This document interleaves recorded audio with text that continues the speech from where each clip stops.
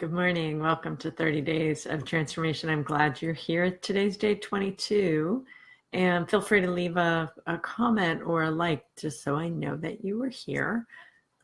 Excuse me. So yesterday I've been talking about attachment theory and how that relates to spirituality and yoga practice. And today I thought I would talk a little bit more about the intersection of yoga philosophy and attachment theory. And that actually was, that came up because of a comment yesterday. Somebody asked me about having a little bit of detachment and then still being able to give 100% of your love. What a beautiful question. Like, how can you do that with detachment? I think this is a question that yogis have been wrestling with, people practicing or following yoga philosophy have been wrestling with for a long time. So, both in the Bhagavad Gita and in the Yoga Sutras, you see these references to this idea of detachment. So, for example, in the Yoga Sutras, Patanjali says it's through detachment and through abhyas vairagyabam. I'm thinking of the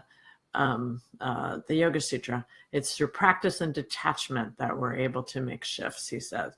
And then in the Bhagavad Gita, Krishna, Arjuna is saying the mind is so hard to hold, it's so hard to meditate. And Krishna says, yes, well, you just have to practice and practice non-attachment, So you get these kind of messages like, it makes sense to be really aloof, and it makes sense to be kind of to put yourself away. And I think from society, and I think that's been part of the yoga tradition. Like, yogis go into the caves, and if that's your thing and you want to go into the cave and retreat, they say, I've heard people say that those yogis that have retreated into the caves, they're the ones that are really holding up the world, and without them everything would just fall into chaos. So stay in the cave if that's your dharma, But for many of us, our path has not been to retreat from the world, it's been to engage in the world. So really, I think there is a powerful tantric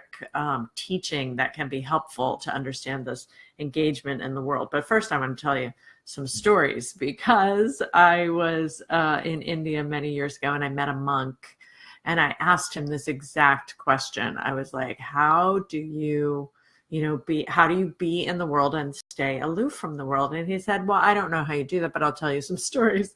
And he said, when I first became a monk, I heard this story.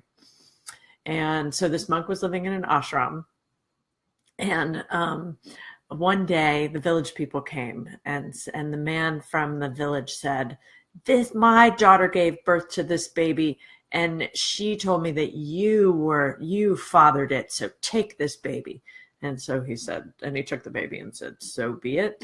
And for a few years he raised the baby. Then a few years later, the father came back very remorseful and said, I'm very sorry, monk, but I made a mistake, and my daughter admitted to me that you were not the father of this child. Actually, it was a traveling man. So we want to take the child back. And the monk said, so be it. And he gave the child back. So this monk in India was telling me, like, I thought that's what I was supposed to be like as a monk. I was supposed to be really dispassionate, and I was supposed to just accept whatever happened.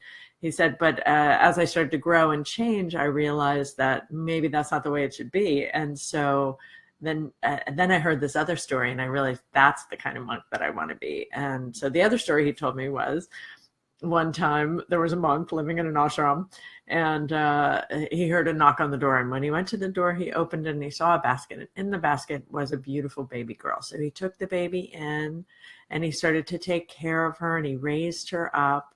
And, and he was living in this ashram and with other monks. So he took care of her, and he made sure she was healthy and happy, and got her educated.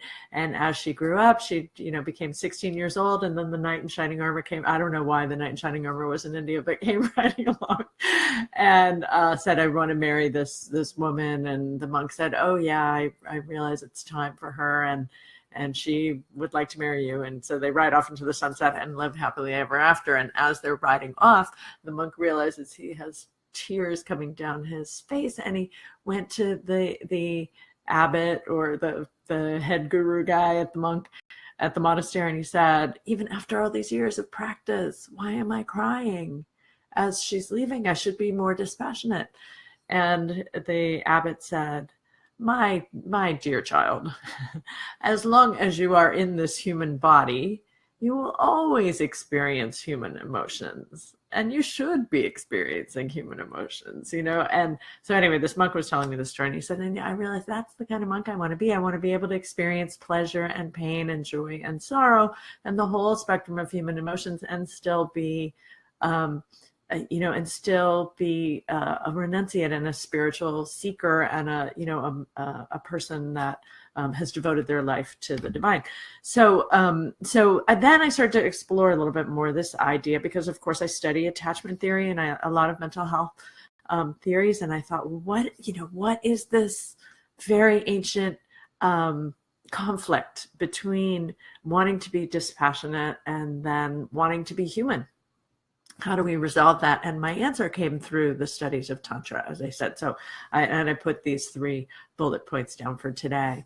But the studies, what Tantra would say is that, or the Tantric tradition would say, is that as you look at life and you see the things you're attached to, the things you love, and the things you're, also have a sense of distaste for, all because we're attached to those too, right?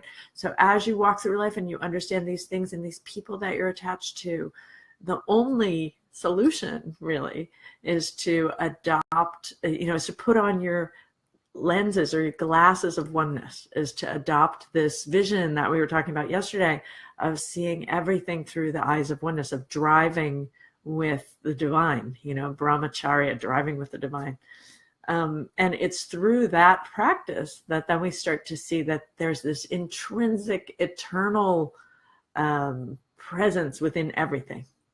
And so I'm attached to my cat, but when I look at my cat, deep in my cat's eyes, I'm attached to my son. I'm talking about my cat first, but I'm attached to my son, my husband, my cat, and I think I look deep in the eyes of those entities that I love. And the way to practice dispassion is actually, for me, is actually to go deeper in to that person or that entity, go deeper into it and see the pure infinite love in that entity, see that entity as oneness, right? And it's through that shift in perspective where I see that whatever it is as I'm seeing the eyes of oneness, that then my attachment starts to attach to the infinite. Because the problem is life is a terminal illness, right? I mean, the problem is that everything ends. We are all on a journey, and that journey is going to end, and you're going to go into that ocean of oneness. And so practicing that idea of attachment to the infinite is the way to really to resolve the conflict that we have about knowing that, knowing that things are going to be over, the movie's going to end, and at the same time believing or being in sync with or floating in that ocean of oneness, and taking those micro moments every day to do it, and taking longer meditation pauses every day to be in that space of oneness and attached to the infinite. For me, that's a solution to so many challenges that we face.